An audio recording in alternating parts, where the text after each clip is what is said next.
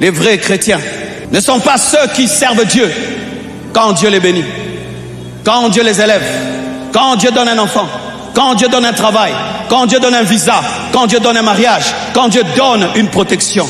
Ce sont ceux qui le servent en dépit de tout. Ce sont ceux qui le servent même s'ils sont dans un deuil.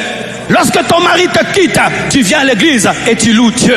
Lorsque les enfants t'abandonnent, tu viens à l'église et tu loues Dieu. Lorsqu'on te refuse le visa, tu viens à l'église et tu loues Dieu. Lorsque le bailleur te chasse, tu viens à l'église et tu loues Dieu. Lorsque tu échoues à l'école, tu viens à l'église et tu loues Dieu. Soyez des tels hommes qui sont capables d'aimer Dieu même quand ça fait mal.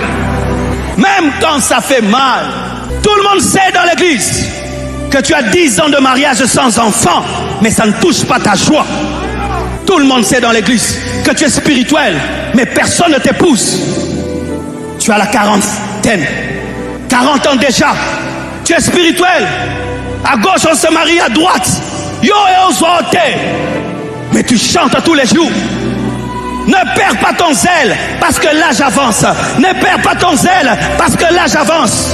J'aimerais parler à certaines sœurs. Tu as 45 ans. On annonce les mariages, jamais le tien. Et tu commences à perdre la joie. Ne perdez pas la joie.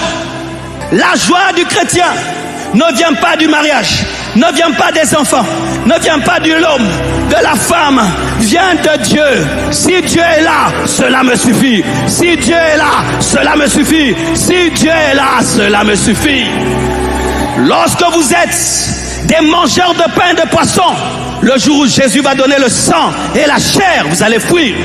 Lorsque vous êtes des mangeurs de pain et de poisson, le jour où la persécution viendra, vous allez fuir. Ou tu es chassé du travail parce que tu as dit non au patron. Tu décides de te sanctifier. On te chasse du travail. Viens adorer Dieu. Ne dis pas Dieu, c'est ça la récompense. Oui, c'est ça la récompense. Va le célébrer en prison. Va le louer en prison. Tu es pauvre. Tu es venu à pied. Tu vas rentrer à pied. Tu n'as même pas l'argent pour manger après le jeûne. Que cela ne te vole pas ta joie. Nous, on a connu ça. Moi, je priais, je jeûne, je n'ai pas l'argent pour manger.